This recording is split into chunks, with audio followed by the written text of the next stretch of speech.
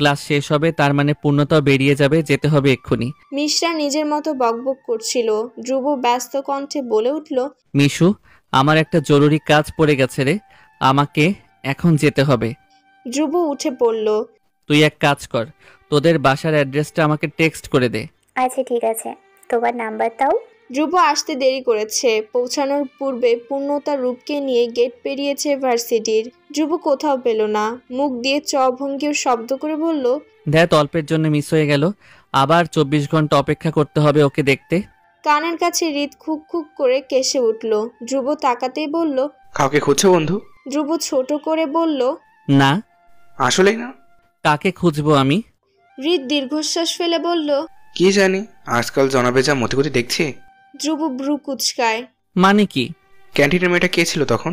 হৃদ সিরিয়াস হলো। ধ্রুব মনে করে বলল, ও, ওটা ওটা আমার কাজিন, মানে আমার ছোট ফুপির মেয়ে, এখানেই পড়ে। হৃদ সন্দেহী কণ্ঠে বলল, তোর কাজিন? কই, আগে তো দেখিনি। কিভাবে দেখবি, আমি নিজেই তো জানতাম না, তাছাড়া ওদের সাথে আমাদের অনেক বছর যোগাযোগ ছিল না। কোনো একটা কারণে ছোট ফুপি বাবার উপর অভিমান করেন, সেই অভিমানের জের ধরে নিজে থেকে সব যোগাযোগ বন্ধ করে দেন। তারপর বাবার পায়ের ফ্র্যাকচারের ট্রিটমেন্টের জন্য রাতারাতি আমাদের বিদেশ যাওয়া হলো, কলেজ ওখানেই।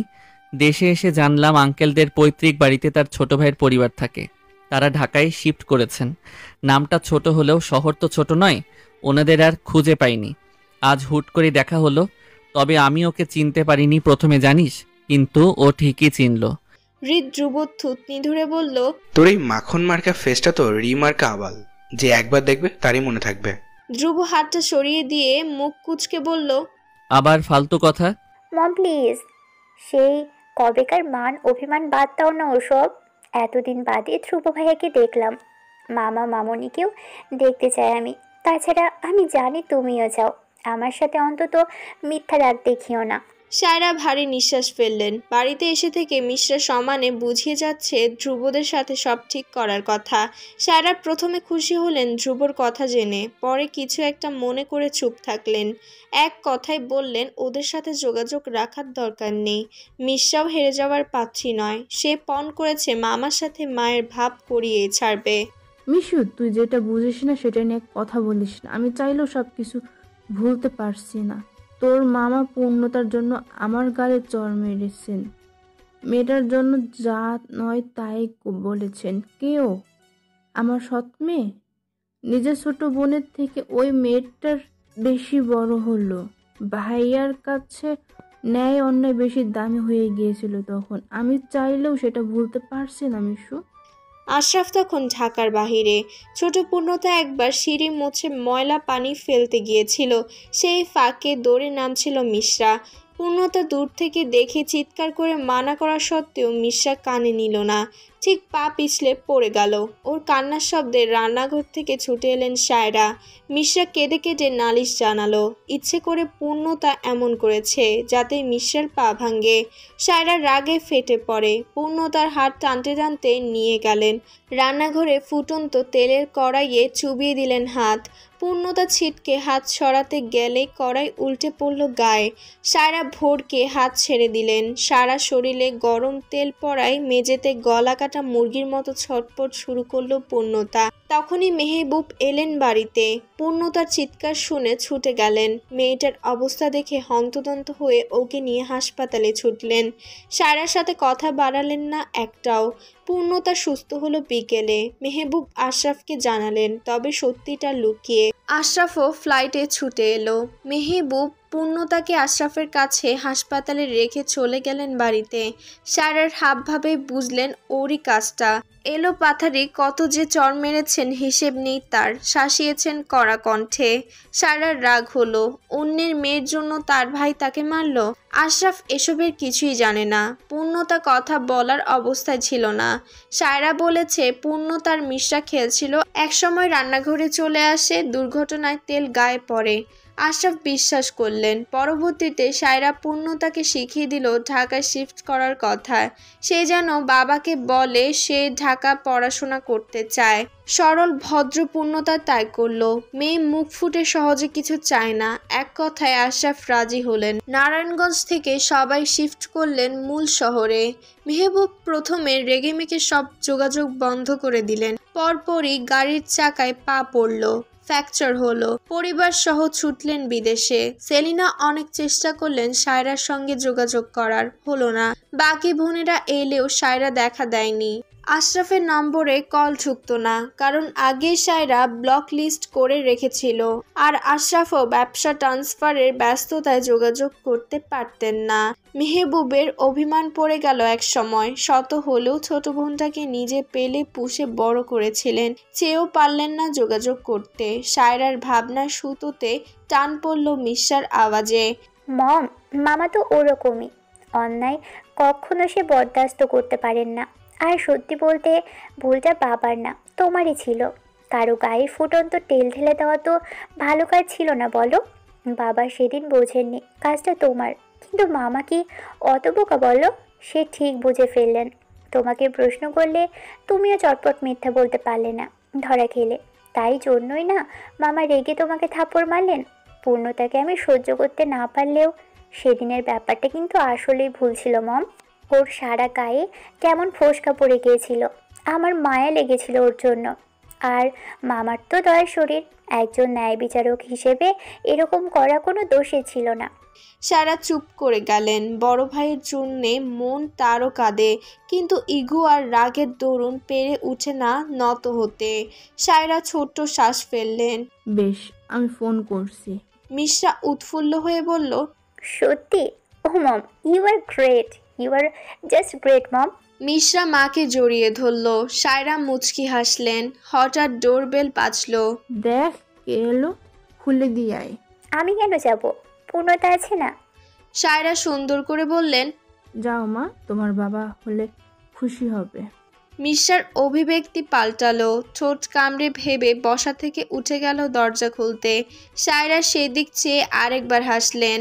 মেয়েটা বাবার ভালোবাসার জন্যে কাঙ্গাল থাকে, অথচ তুমি বোঝো না আশরাফ। মিশ্রা দরজা খুলল।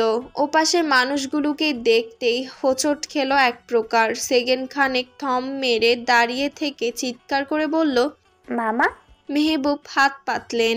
অমনি মিশ্রা ঝাঁপিয়ে পড়ল তার বুকের উপর। মেহবুব মাথায় হাত বোলাতে বোলাতে বললেন, কেমন আছিস মা? কত বড় হয়েছিস? ভালো আছি মামা, মন ভালো নেই তোমাদের ছাড়া। মিশ্রার চোখে জল চলে ভিড়েছে আনন্দে। শুধু কি মামাকেই আদর করবে? আমি বুঝি কেউ না? আমি যে কতক্ষণ ধরে পাশে দাঁড়িয়ে আছি, আমাকে তো কারোর চোখেই পড়ে না। সেলিনার অভিমানী স্বর। মিশ্রা হেসে চোখ মুছে বলল, তুমি তো আমাদের সব মামুনি, মমের পরে তোমাকে এত আদর কেউ করে? আয় দেখি তাহলে, একটু মামনির বুকে আয়। মিশ্রা সেলিনাকে জড়িয়ে ধরল। মিশ্রার চিৎকার শুনে উপর থেকে নেমে এলেন সায়রা। দরজায় ভাই ভাবিকে দেখে চোখ ফেটে অশ্রু ইতোমধ্যে বেরিয়েছে। পুরনো অভিমানের জের ধরে ঠায় দাঁড়ানো সায়রাকে মেহবুব ভেজা কণ্ঠে বললেন, সায়ু, আমাদের বুঝি তোর বাসায় ঢুকতে দিবি না? বাইরে দাঁড় করিয়ে রাখবি? ভাইয়ের মুখে সেই আদুরে ডাক। শাড়ির আঁচল মুখে চেপে সায়রা হাউমাউ করে কেঁদে ফেলল। মেহবুব এগিয়ে এসে মাথায় হাত রাখতেই জড়িয়ে ধরলেন সায়রা।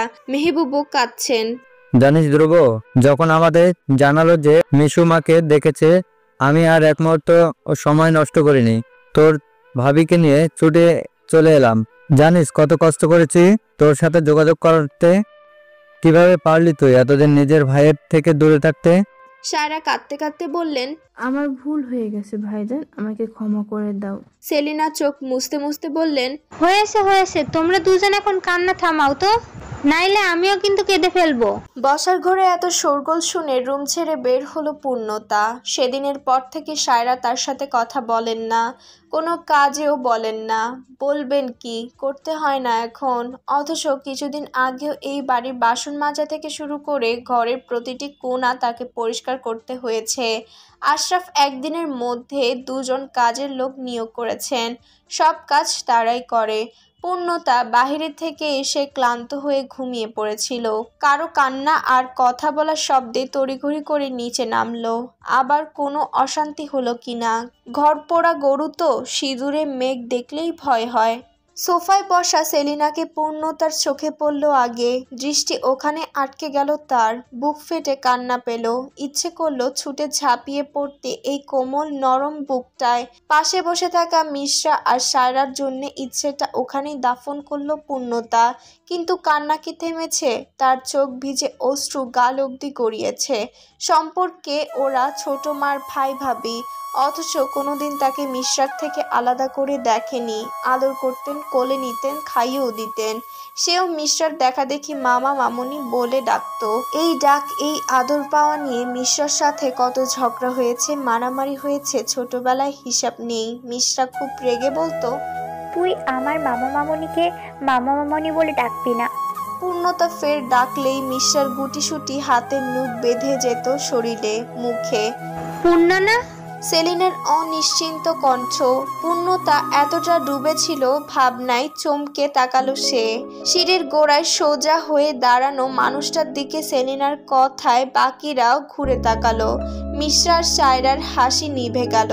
মেহবুব আপাতমস্তক দেখে চওড়া হেসে বললেন, এটা কি আমাদের পূর্ণতা? ছলছল চোখে তাকালো পূর্ণতা। আবারও সায়রা মিশ্রার দিকে চেয়ে চোখ নামিয়ে ফেলল। তার পা দুটো কোনোভাবেই এখানে থাকতে চাইছে না। ছুটে যেতে ইচ্ছে করছে সেলিনা আর মেহবুবের কাছে। সেলিনা উঠে গেলেন বসা থেকে। কি রে পূর্ণতা, মামনিকে বুঝি চেনা যায়নি? ওখানে দাঁড়িয়ে আছিস কেন? কাছে আসবি না? সেলিনার মোলায়েম কণ্ঠ। পূর্ণতা কাউকে তোয়াক্কা করলো না এই ডাকে। দৌড়ে গিয়ে সেলিনাকে জড়িয়ে ধরলো।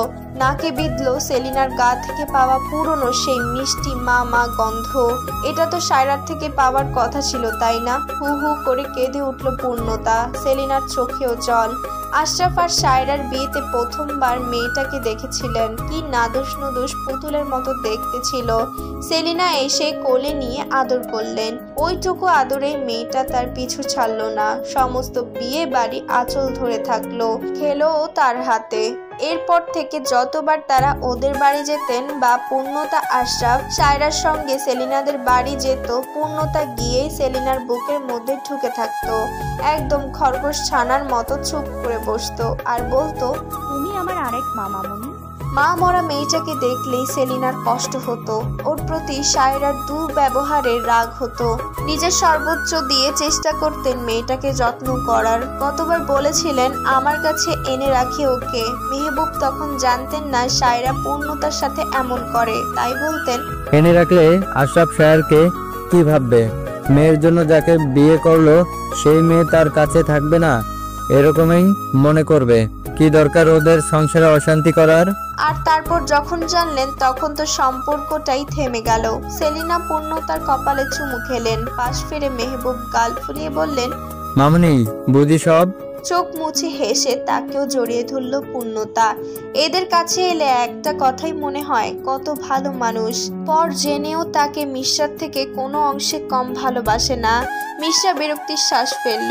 এই সব তার চোখে শুধুই মেলোড্রামা। অনেক কষ্টে নিজেকে সামলেছিল, আর পারছে না। মিশ্রা উঠে যেতে নিলে সায়রা হাত চেপে ধরলেন, ইশারা করলেন চুপ করে বসে থাকতে। অগত্যা মিশ্রা বসে রইল, কিন্তু কটমট করে পূর্ণতার দিকে চেয়ে থাকলো। এই মেয়েটা তার প্রত্যেকটা আদরের জায়গায় ভাগ বসায়, বাবা থেকে শুরু করে মামা মামনি অবধি। ভাবি ধ্রুব ধীর ওরা আসেনি? সেলিনা মন খারাপ করে বললেন, ধীরের কথা আর বলো না। ক্রিকেট খেলে তো, সারাক্ষণ খেলা নিয়ে পড়ে থাকে। আজ এই ম্যাচ তো কাল সেই ম্যাচ। ও অবশ্য জানে না আমরা এখানে এসেছি। জানলে আসতো না মানে? তবে ধ্রুব আসছিলই। মাঝ রাস্তায় ওর এক বন্ধুর অ্যাক্সিডেন্টের খবর পেয়ে সেখানে গিয়েছে। হসপিটাল থেকে সোজা এখানে আসবে বলেছে। মামা মামনিকে চিনলেও ধ্রুবকে পূর্ণতা তেমন চিনে না, তবে শুনেছে তার নাম। ছোটবেলায় যতবারই মামা মামনি তাদের আগের বাড়িতে আসতেন, ধ্রুবকে আসতে দেখেনি। এমনকি যতবারই পূর্ণতা তাদের বাসায় গিয়েছে, ধ্রুবকে রুম ছেড়ে বের হতে দেখেনি। শুনেছিল ভীষণ পড়াকু ছেলে, সারাক্ষণ নাকি পড়ে। দেখেছিল কয়েকবার। ধ্রুব ক্লাস 9-এ পড়তো তখন। মাথায় সজারুর মতো চুল, চোখে চশমা, শুধু এইটুকুই মনে পড়েছে। একবার পূর্ণতা ধীরের রুম থেকে বল নিয়ে খেলছিল, বলটা ছুঁড়ে মারতেই ঢুকে যায় ধ্রুবর ঘরে। সোজা গিয়ে লাগে টেবিলে সাজানোর যুগল মাটির পুতুলের একটাতে। মেয়ে পুতুলটা বল লেগে মেঝেতে পড়ে ভেঙে যায়। পূর্ণতার বয়স 9। বলের পিছু নিয়ে দেখলো ধ্রুবর হাতে সেটা, গিয়ে নম্র কণ্ঠে বলল, আমার বল দিন।